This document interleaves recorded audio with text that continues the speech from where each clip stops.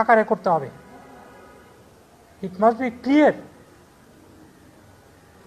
Form charge যদি frame করতে হয়, প্রাইম অফিসি কেস পিন পয়েন্ট করতে হবে। আমি সাবমিশনে গেছি, এই ধরনের কোনো প্রাইম অফিসি কেস প্রসিকিউশন তার ফর্মাল চার্জে প্রমাণ করতে ব্যর্থ হয়েছে। আমি কোর্টে প্রেয়ার করেছি যে এই আসামিরা নির্দোষ, তাদেরকে ডিসচার্জ করা হোক অ্যাট দিস স্টেজ।